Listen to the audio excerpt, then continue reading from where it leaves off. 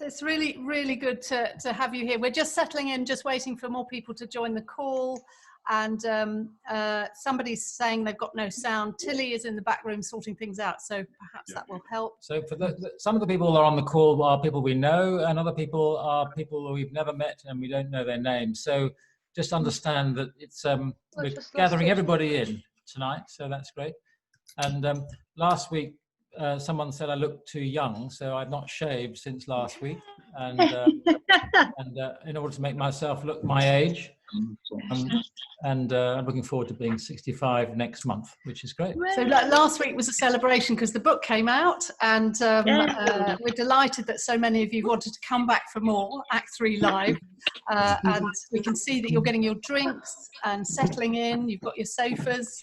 You've got some very clever people with lots of books behind them on shelves. Definitely. Some very clever people with lots of books. Evening all. David and Mary there. David and Mary coming in from No London. books. There's Kathy, the director of the Cambridge Literary Festival. Hi, She's with us Kathy. tonight. And I think what have we been up to this week? Well, since the book came out on Thursday of this day last week, we've had a number of people blogging about the book, which has been nice. There's this new phrase. It's actually, we've been on a book blog tour. This is a new thing. Never heard of that before. And that means that bloggers who write about books have picked up on this book and been writing nice things. And one of them said, I really love this book. It's staying on my shelf for when I next wobble. So we were pleased with that one. And they got it that this is a dipping in and out as well. So we've had lots of positive things, but I think also it's still flipping difficult out there. Certainly people have said to us this week, even people in very senior positions, that they're actually beginning to find it incredibly tough. And as you know, the government has announced tonight in England that the lockdown is going to carry on. They don't know for how long. So we join you all tonight very much in those sort of mixed feelings. One thing that's helped me is Martin Rowe's poem that Martin was with us last week, and he's written a great poem. It's on his website called Morning. And I thought it was going to be all heavy and serious about the beauty of the morning, but it's actually about just going, morning, oh, morning to people, complete strangers. And so I've been trying a bit of that. It's been great. And I've been doing, curiously, for the last couple of weeks, since we've been allowed out to cycle just on our own, I've been saying good morning and waving to people who I don't know a lot. And it's interesting that they also have taken the initiative too to wave to me, which is an unusual thing. It says to me that people wanting to connect and to be together, even though we're not allowed to be together.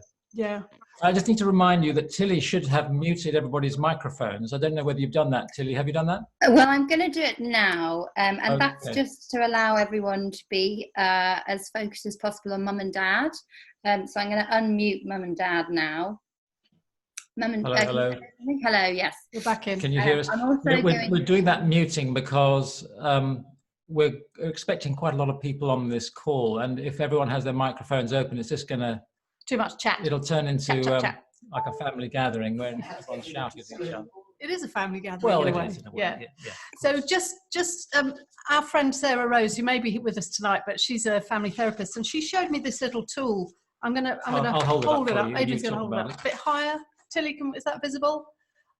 So essentially, this is a way of thinking about at this time in coronavirus, if we're feeling safe and certain, so that gives us a sense of confidence and strength, or actually we're a bit kind of uncertain and a bit unsafe. And many people we're talking to really feel down here at the moment. So in that unsafe, uncertain place. Unsafe because perhaps they're worried if they're going to get sick, or family are, or loved ones, and uncertain because who knows what's going to happen to your job or even your relationship. All sorts of things create this very tricky quadrant over here. So if that's true for you tonight, or someone that you know or care about, it's absolutely fair enough to be in this place as well. And sometimes we might say to people, what would you need to do to just move slightly out of unsafe, uncertain? What would have to happen for you to feel just a bit safer or just a bit more certain? So we'll leave you with that as a thought.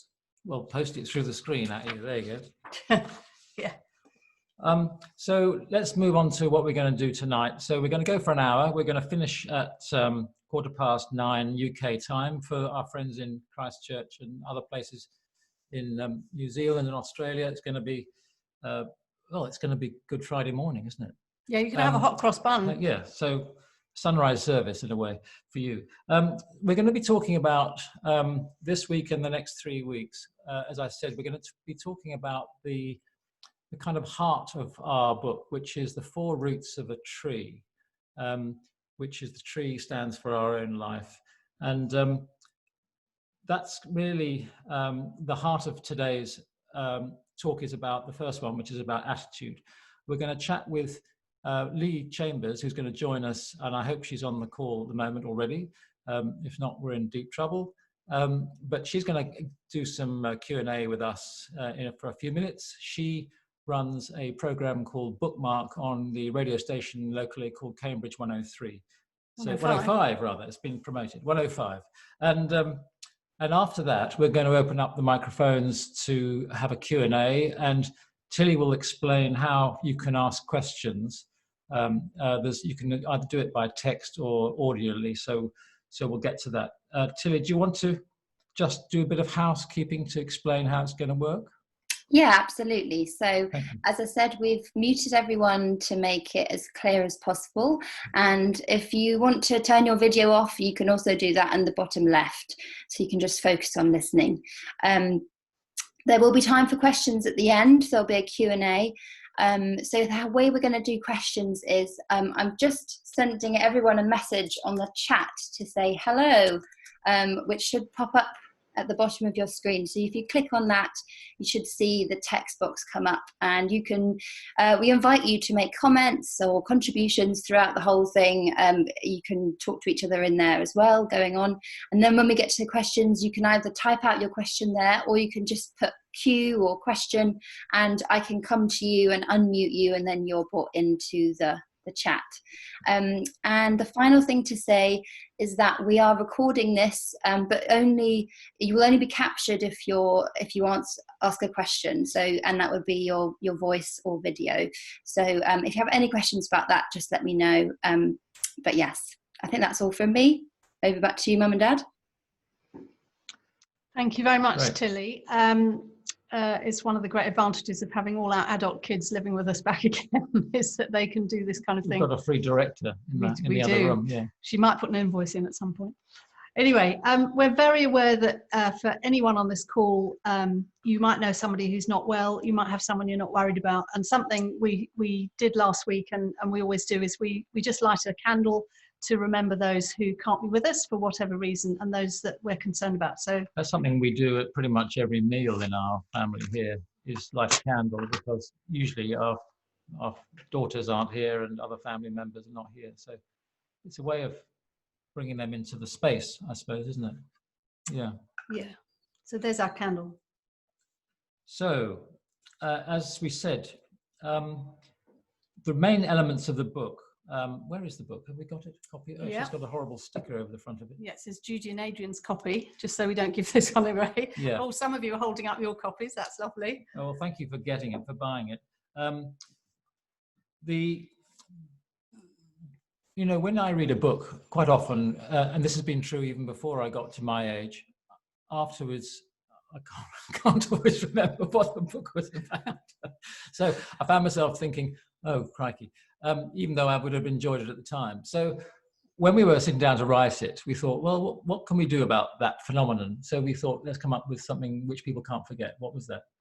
Well, it was a tree, and we love trees. They're a timeless sort of metaphor, we really. Planted as 34 well. Trees. Yeah, we try and plant trees. We think about trees. I'm sure if we said to all of you on this call, what's your favourite tree, you might have an answer for that. But in terms of the book, it's a tree which represents your life, and the bit above ground is the more external things. So your health, Tilly, can we have the tree slide? There's a tree slide which we know that lots of you have read this and have got this, but this is really a bit of a recap for those who haven't read the book or haven't got to any part of it that we'll be talking about tonight. So there you can see the tree and the really crucial bit of the roots below the ground there of your attitude, which we'll be talking about tonight, purpose, values and key relationships, and they nurture and hold up your health. That's your physical health we're thinking about, and your day-to-day life is up there in the branches. So what's going on in your home, How's your money looking or not looking?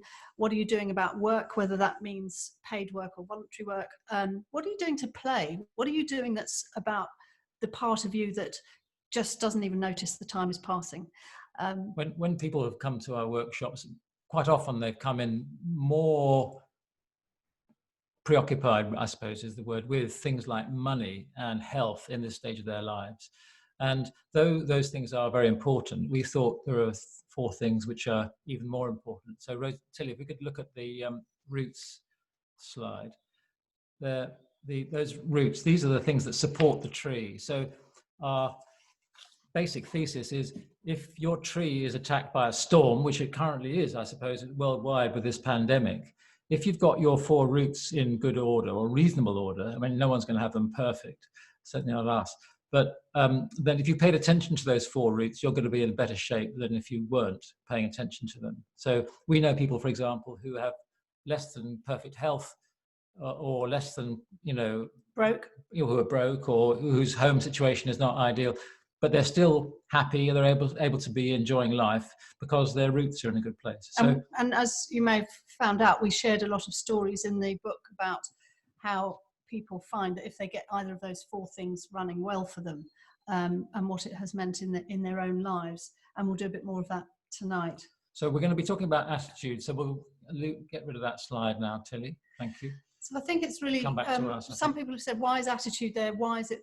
the first root on the left? And what we realized is that attitude, if it's a positive negative thing. So if you've got a positive attitude, there's a lot of research on this that much cleverer people than us could espouse on for hours, but it's really to do with, if you can see things in a more positive mindset, then all sorts of things do tend to work better for you. Now, we're not trying to go down lots of generalizations tonight, but we want you to hold on to that thought about what happens when we can be more positive.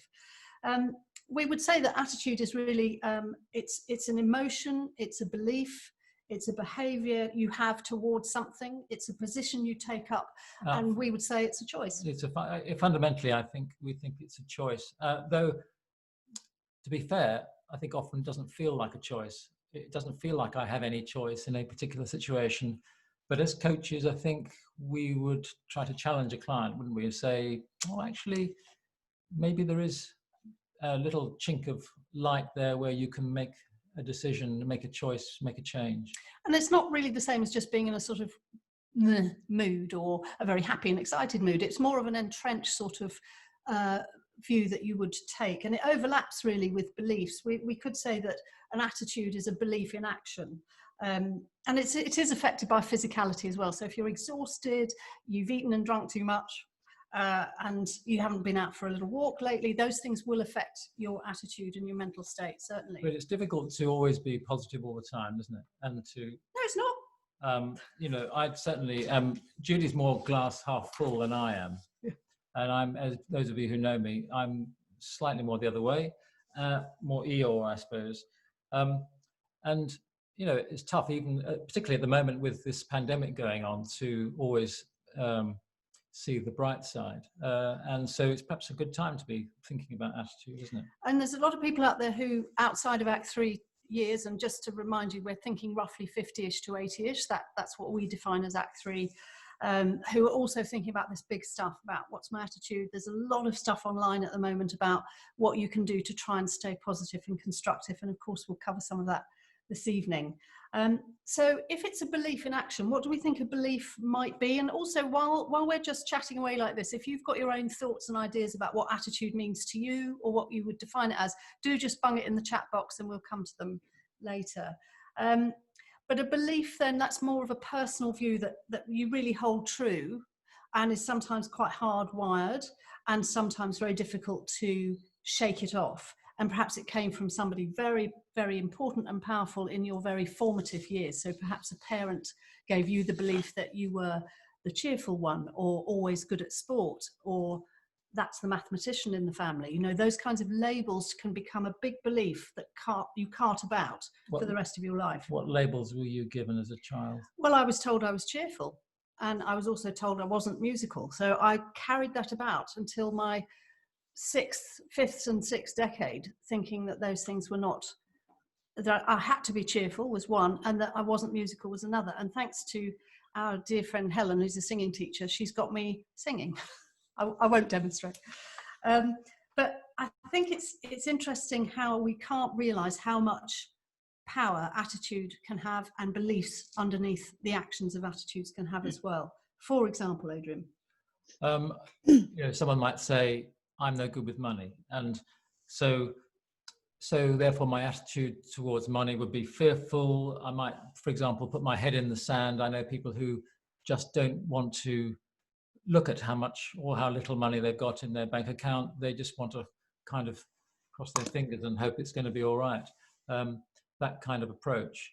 It's a kind of denial of what's true. Or people who are cavalier, so it's a kind of, it's a kind of quite deep approach to a thing like, say money. Or for example, another one person might say, and these are quite, this is more trivial, I can't cook. It's a belief that I have about myself that I can't cook.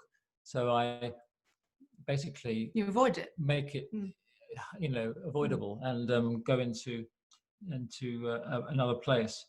So I become reluctant if I tell myself I can't cook. I'm less likely to start to cook, I suppose, and it's true of almost anything.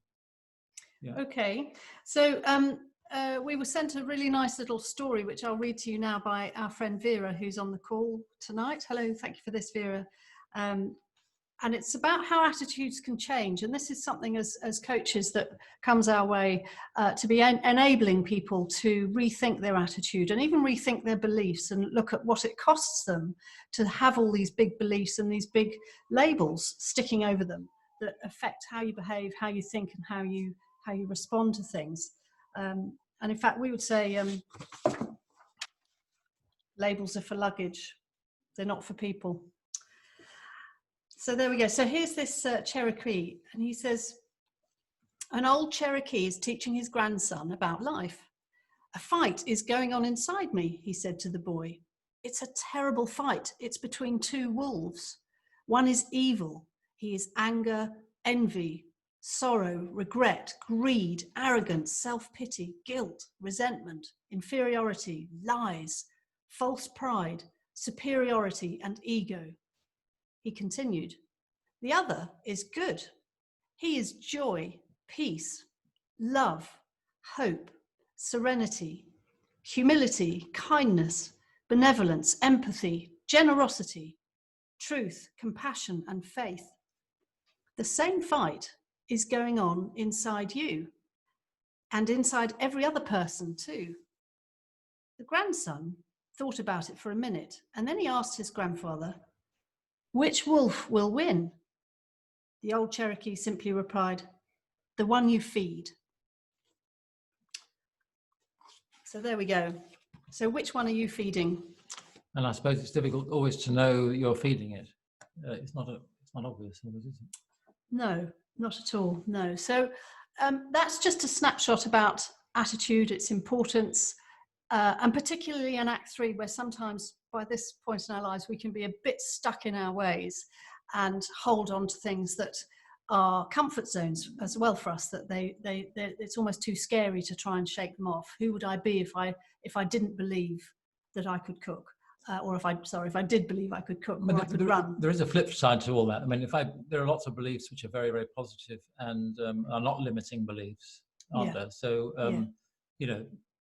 believing that I can ride a bicycle, I'm not questioning whether I can do it all the time I'm riding, which is just as well, because if I was, that would be potentially problematic. So there's all kinds of things in life where it's working well for a lot of people a lot of the time. We would encourage you to think about what kind of patterns you are living your lives by, particularly now when our very stability is wobbly. What attitudes you're carting around with you and beliefs that the world is safe or uncertain, like we looked at the beginning of this course tonight.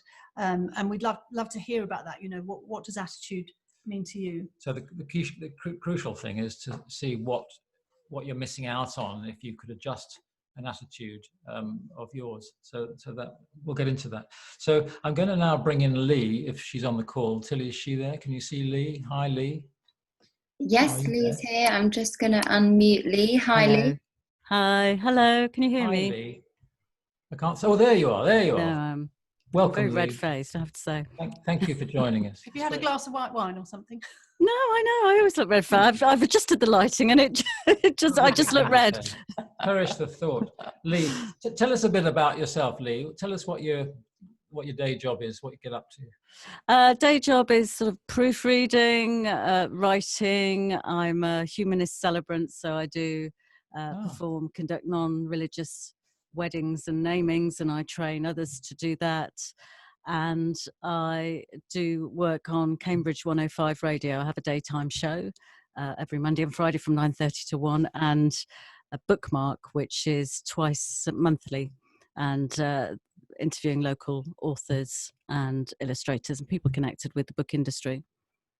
And full disclosure, I should say, I'm 55, so this book is very, very much speaks to me, and I really enjoyed reading it. Oh, great. Thank you. So, well, over to you. This is down to you, the next chapter in this conversation. So, well, I mean, I was delighted when you said you were going to talk about attitude tonight, because obviously in the current situation, attitude is playing such a big part. You know, you can feel it in yourself and you can see it in other people. And I just wondered if you had some words of advice, or even if there is a one size fits all for everybody, but just some general words of advice of how we can keep our attitude in the right place. Well, we've got a very good friend called Padraig Otuama, who is a poet and writer, and he used to run, until recently, the Coromila community in Northern Ireland, which basically is about reconciliation. And he said to us once and several times, it's important just to say hello to how you feel, just to say hello to it.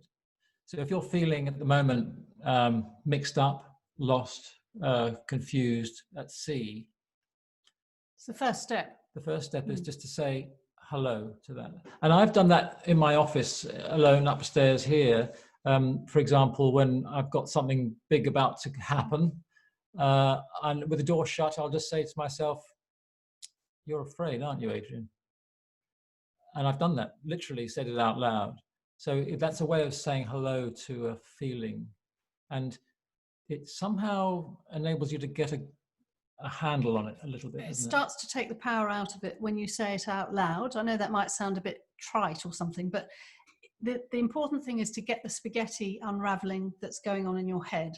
And a lot of this problem at the moment particularly comes from fear of the future, fear of the unknown. So I was noticing something that someone put on Twitter about somebody who lived with an alcoholic, and what that person was saying was that in the depths of the alcohol problem in their family, all she could do was think 2 hours ahead. What am I doing in the next 2 hours? Or what am I even doing in the next 10 minutes?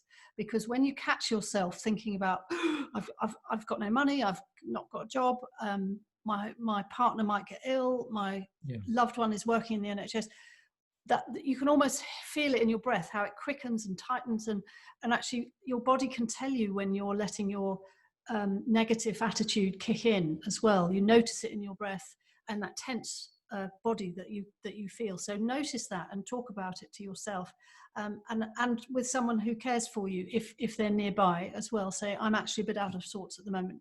Perhaps you can go for a walk or make each other a cup of tea, something like that. And if you're on your own, then absolutely you can still do a bit of self-talking and a bit of let's just slow this right down. I encourage clients to talk to themselves, and I think it can be really powerful. Yeah. Thank you for that. My mum always talked to herself and said it was the only way that she got sensible answers. So I've adopted that attitude. I caught Judy talking to her new seedlings upstairs this morning. Shh, don't tell everybody that. They'll think I'm like Prince Charles. Talk to the plants. Well, thank you for that. And I was thinking in terms of attitude, and when you get to a certain age, you're often told that you can't do this or you can't do that, particularly when you get over 50. So can we really change our attitude at this age? Or are things so ingrained in us? I mean, presumably you think we can. How do we do that? How do we really recognise, I suppose, first of all, what is an attitude? what is a belief or a label, and then start to change it? Well, one thing that comes to mind is someone that we worked with who's in the book, Peter, who came onto one of our workshops, and we were working on this, and Peter went home and deleted a whole series of poisonous emails off his computer. They were the emails from a family member who had really got to that person. And he, I suppose, to answer your question, he recognized what he was missing out on by holding on to those emails. He was kind of gripping them in order to, I suppose, stay angry, to stay in the place he was, I suppose. Is that right? And in deleting those emails, he was able to move forward, move on, and change attitude about that person in the family, and it was very freeing. So, I mean, that person was in Act 3. Also, as we probably mentioned last week, but if you weren't on the call, the guy who was given the terrible cancer diagnosis and how he was told by the oncologist nurse, attitude makes all the difference here, and he was in Act 3 as well. And I don't know if anybody saw the news briefing tonight, but before that there was an amazing man who had been on a coronavirus ward and very, very sick, and he's managed to come out the other side, and my goodness, has he changed his attitude as to what's important to him in life, having been quite close to dying. So it's not that we all have to be close to dying. We can all do something about our attitude, but sometimes it's why we talk in the book about the 5 regrets of the dying, for those of you who've read it, because some people are very motivated to think, well, what do I want to do and how do I want to live my life before it's too late? I suppose it's about taking yourself more seriously in a way, before it's too late. Yeah. And noticing what happens when you actually consciously decide to see something in a different light and to reframe something as a well, how else could I see this situation? We sometimes say to a client, if they can't see another way of seeing something, we will say something like, what if it was the opposite? So scenarios. So it's almost like flipping it. It can almost be a playful game. What if that was the other way around? And sometimes people haven't even allowed, and we're as guilty as any, of not actually even ever looking at that other side of the coin. I had this belief about myself that I couldn't run and I wasn't a sporty sort of person. And then when I reached 50, which is 10 years ago, I realized that I had several people dying of cancer that were going to die far too soon, and that there was some correlation between toughing it out and making myself put my trainers on. And the first time I went out, I could barely do 100 yards without having a heart attack. And, I've just fallen in love with it, having stuck with it. So sometimes it's going to be hard, it's going to be painful. So you have to have that sense that it's going to be worth it. It's going to be the gain on the other side of changing my attitude towards something constructive and positive will be worth the fight to get there. But you didn't become a runner in a sense overnight. You walked a little bit, stumbled, you ran a few paces, walked some more, you ran a few paces, and then it built up. It's a complicated thing. I mean, it's a way of breaking down the process in which you change your attitude. I suppose the first thing is recognizing that there's an attitude there, and then how do you go about shifting it? Are there 2 or 3 things that questions that you can ask yourself, exercises that you can do? Because if by this stage, if you have an attitude, it's pretty ingrained, pretty hard to break, I would imagine. Yeah. Yes, I think we said before, didn't we, that you're in your 50s, you're in your 60s, 70s, and you've been living with these patterns for a very long time. But one of the tools that we've got in the book as well is about how to set really good goals for yourself, and that a lot of that is to do with attitude. So can we just see the slides on goats, Tilly? Whoa, there's the goats. Just before you start on that, the reason why you might have seen the pictures of goats in trees in North Africa. We haven't got a picture of the goats in the trees at this moment, but we wanted to join the goats to the tree image, and so goats became a good acronym for us. So lots of people these days, whether they've had coaching or some kind of development stuff at work have come across SMART goals, and we thought there's a bit of a problem with SMART goals, which we won't fill you with tonight, because what we did was we decided we would create GOATs. Now, what this stands for is G is for genuine. So there's no point in setting a goal for yourself unless it's really genuine to who you are and your values. Not a goal that you think you should be setting. But let's take the running example, that actually, yeah, I wanted to become fit. It was really important to me. What does O stand for?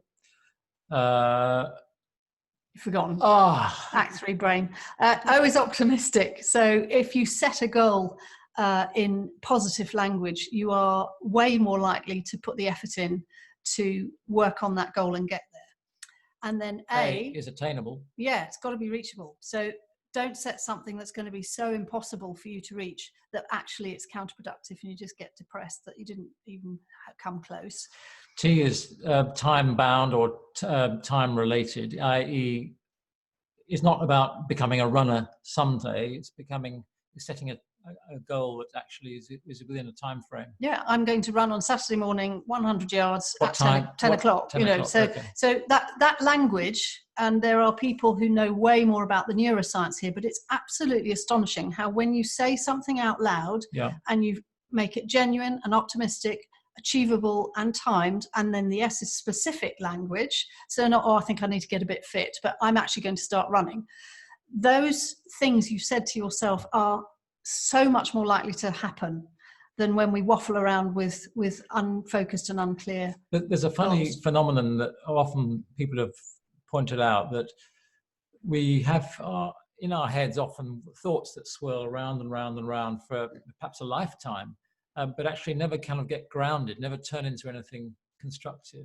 And actually, as Judy says, speaking stuff out and actually having someone witness it if possible, or in our case with a book, writing it down in a journal that is something you keep, is a good way of moving yourself on from a stuck place.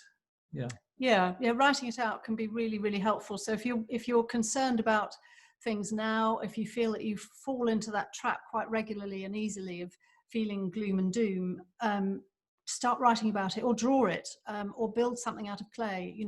It's amazing how the creative arts can really, really help, and you don't need to spend a lot of money on fancy equipment at all for that kind of stuff.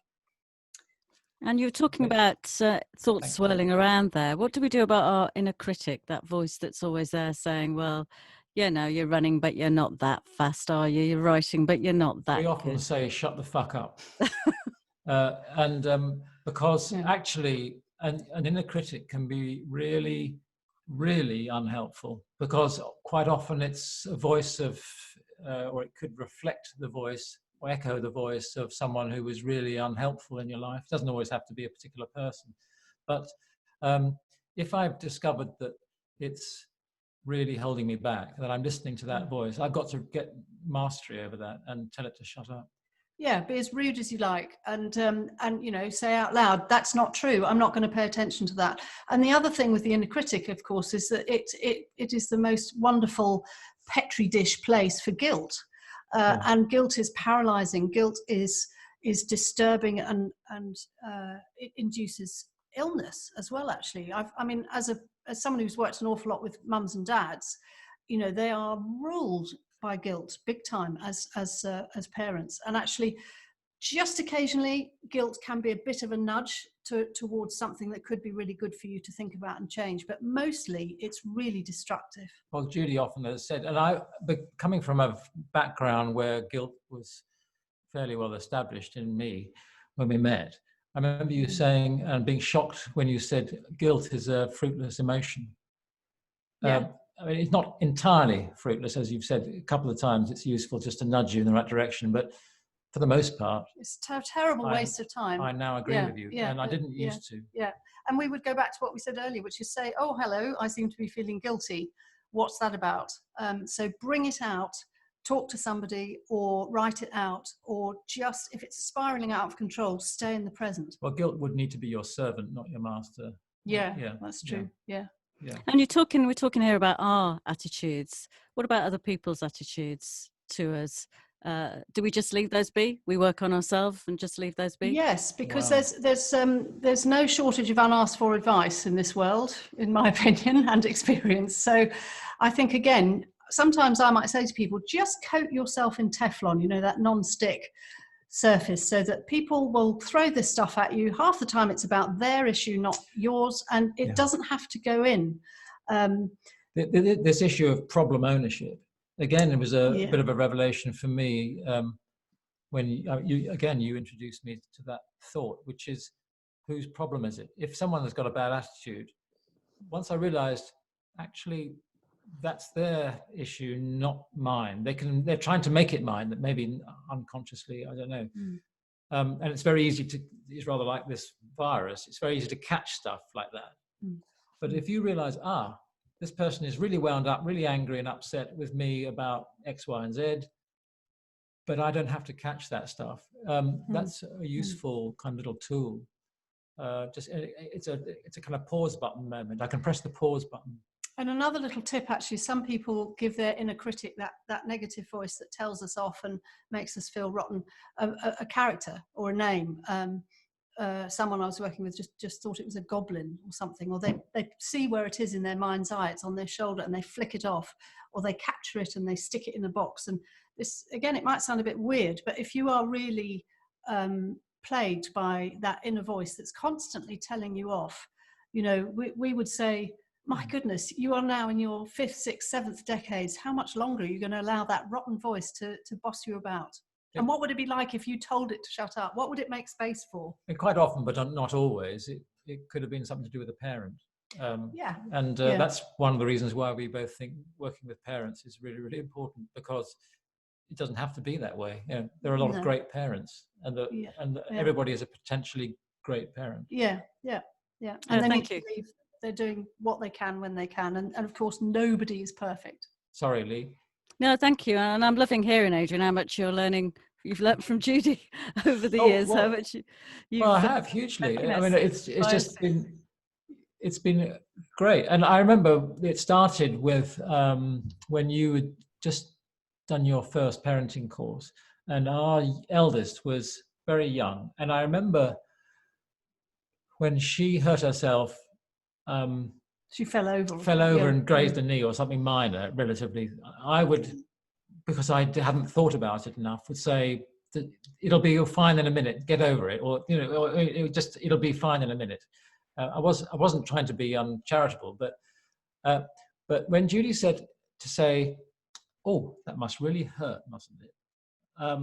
That really flipped it on its head for me, because I began to learn that I needed to empathize with her, not tell her it's going to be okay in a minute. A small child doesn't know it's going to be okay in a minute. And so they just don't. It doesn't work at all. It's a hopeless strategy. They cry loud. Whereas, and I thought, if you empathize like that, you will make it worse. You'll be pouring petrol on the fire. Well, in fact, the opposite was the case. So that was the beginning of it for me. I think it's about being more at home with your uncomfortable feelings as well.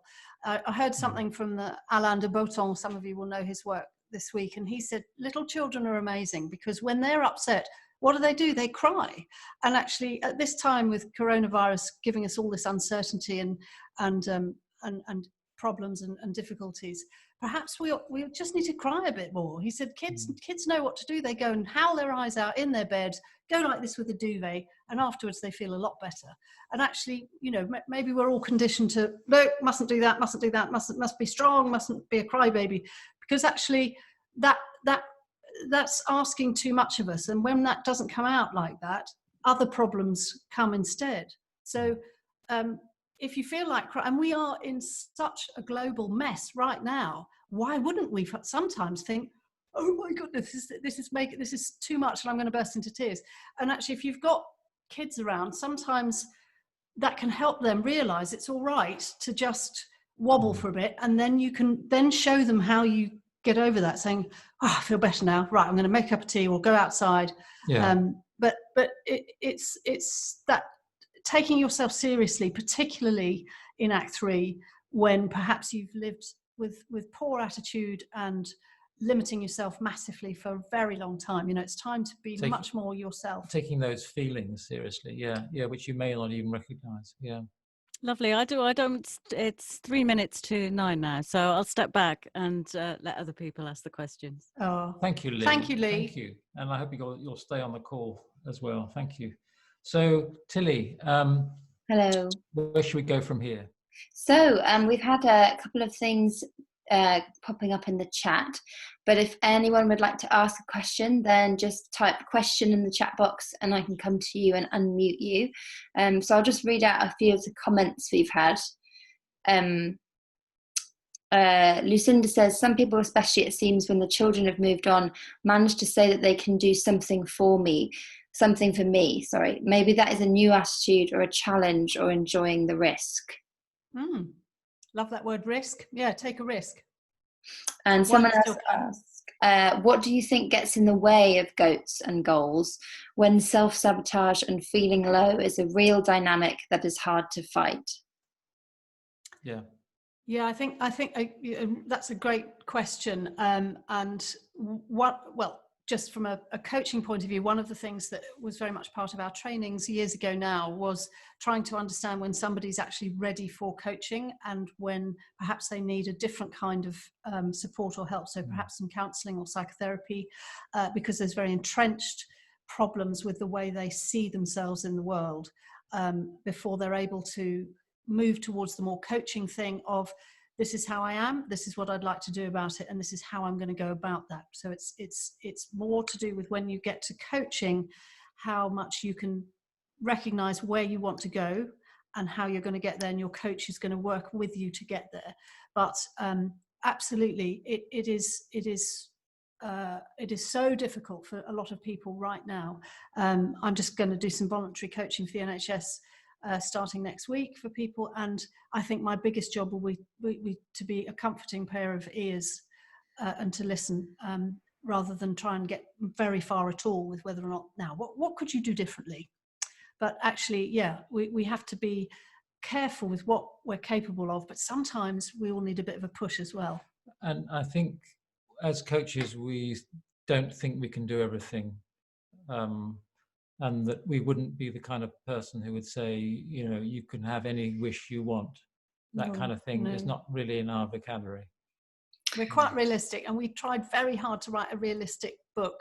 I'm sure we failed here and there, and if, you know, bearing in mind with books, you write them quite a long time before you, the readers, get them in your hands. So that's why we just love this chance now to do some more live events, so we can freshen up and top up some ideas that have come our way since we actually did the work to write the book. Great, thank you. So Nicola had a contribution. Nicola, I've unmuted you. Would you be happy to share with your question? Yes, hi everyone. It's the comment that Adrian made about the inner critic. I can't find it now, but basically I said I have a very noisy inner critic. So I like the idea of telling your inner critic to shut the fuck up. But how many times a day am I going to be doing that? People will think I'm crazy just talking to myself like that. And the other thing is, I agree with you about guilt, and I think that shame is its close cousin. Yeah. And both of those, for different reasons, have sort of plagued me for years. So I know that comes out of the inner critic thing. So what are your thoughts on that? How many times a day? You have a super noisy inner critic. Well, one of the things which I don't know what you would say, but one of the things I would say to that is you don't have to always say it out loud. You know, that would help. Yes. But with I'm reminded with a particular client I remember working with. He was stuck in meetings a lot with a boss who he just thought was a complete pain in the backside, and it took him to a bad place every single time. And so I said, is there something you can do when you're in a meeting which you would physically take you out of that antagonistic space with your boss and enable you to get to the place where you're a better version of yourself? And he came up with the idea of touching his wedding ring, which no one would notice. And I say, what would you do? What does that do for you when you do that? He said, well, then I think about my wife and my family and the reason why I'm going to work for this jerk, you know, to earn money, basically. And so that was a powerful way for him to, I suppose, silence the inner critic and get to a more whole and healthy place. Does that make sense? Can I ask you this, Nicola? What do you already do when you're aware that that noisy inner critic is bossing you about? Do you have anything that you're currently doing? I do, but I don't think it's working, actually. I just try to ignore it. But, and some days are better than others, you know, some days I can. And then, but interestingly about this time, there's nothing like a lockdown to really make you confront issues that you can mask with work or other ways of distracting yourself. So, so I realized that ignoring it isn't going to cut it, really. Yeah, so you do need to be proactive, I think, in some way. You're absolutely right with that, yeah. The other thing you might want to try is, if you haven't already, is just write out what that critic says to you and write the opposite. So if it says, well, you didn't do that very well, then you could write the opposite to that, which would be, actually, I did my best, shut up, or fuck off. So write out the opposites of the more common ones that that critic says, so that you've actually starting to practice telling it where to go, because it's part of that thing of, it's been going on for a very long time, and my goodness, do you deserve to be shot of that at this point? So it might take it, you know, transition can mean it feels a bit weird. You know, we write a whole chapter in the book about transition, and there's a lot of transitions going on in Act 3 as we leave our workplace, as perhaps our families leave home if we've got them, as perhaps our marriages are in trouble if we've got one of those, as we lose all sorts of things. But try and notice what might help you. What are the things coming in, and what you might say to them.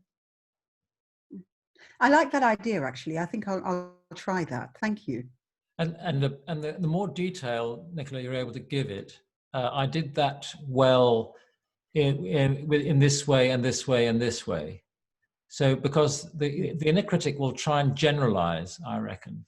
And label you and again. label you, Yeah, which is a generalization. Yeah.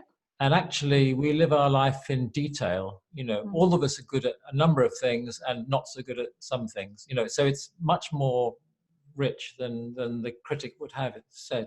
Yeah. Thank you, Nicola. Let us know how you get on.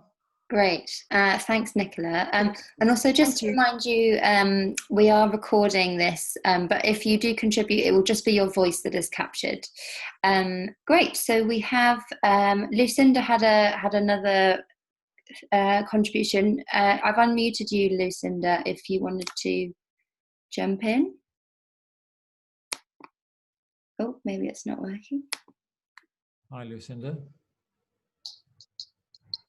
Lucinda. We're having a bit of a technical issue with Lucinda. Maybe we'll go to someone else whilst that sorts itself out. We had something from the that should be it. Oh, there she is. Yeah, we're there. Go for it. Hi.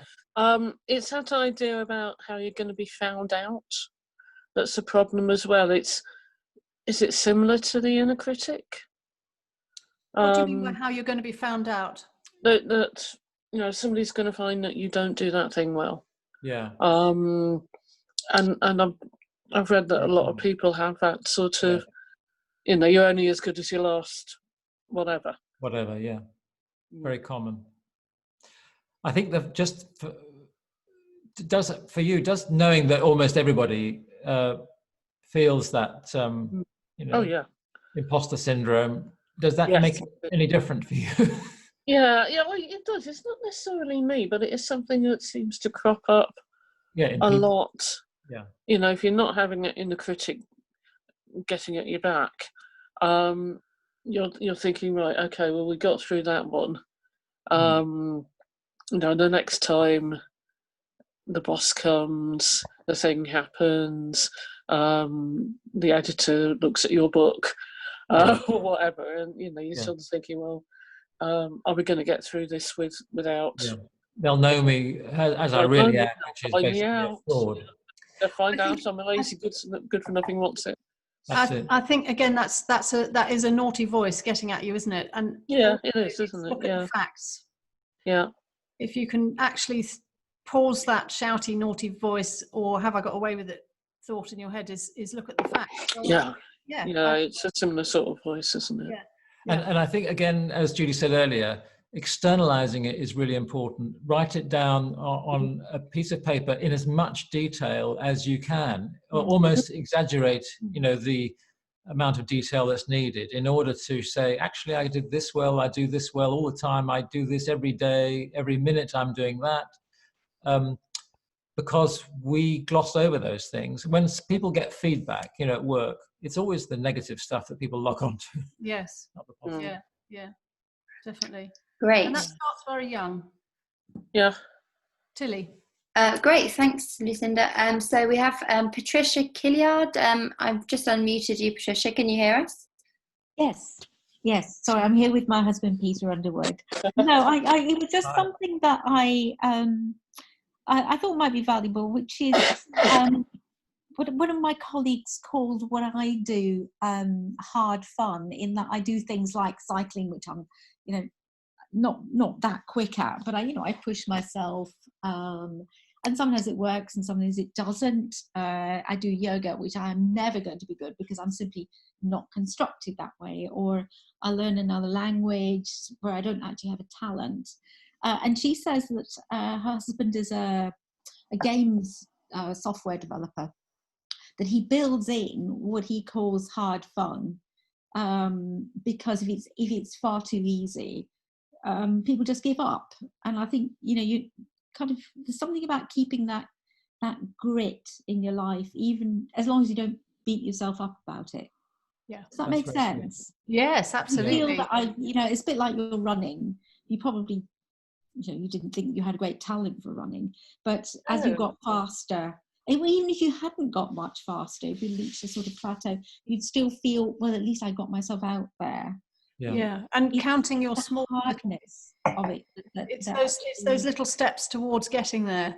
Yeah, and if you never get there, perhaps it doesn't matter too much. Yeah, don't beat yourself up if it doesn't happen. But it's that sweet spot between being gentle with yourself, but also pushing yourself a bit as well, and not falling at the first difficulty. When I go out running, sometimes even now, I still have this voice saying to me, can I stop now? Can I stop now? Please, can I stop now?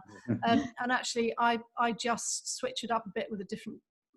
I'm a runner with earphones, so that's not everyone's thing, but I listen to things, anything to distract me, or I put mindless 80s disco pop on so that I can run to a beat, or just little tricks that will help keep you going and keep you more likely to get somewhere where at the end of it you'll think, thank goodness I did it and I didn't fall over and give up.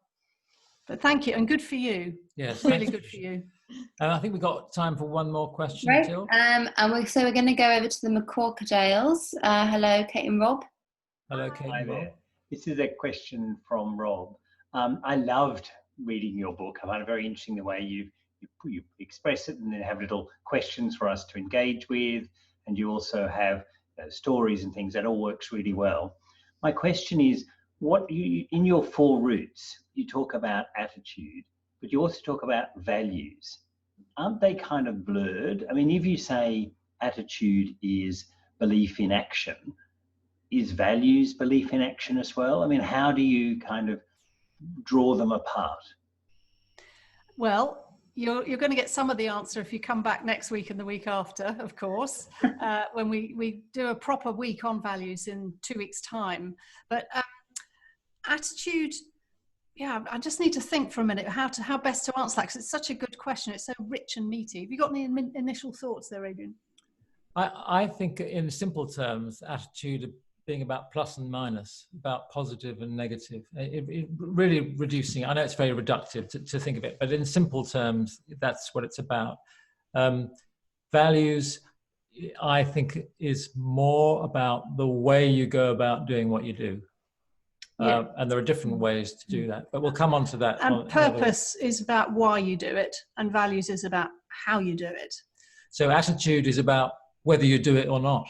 Yeah.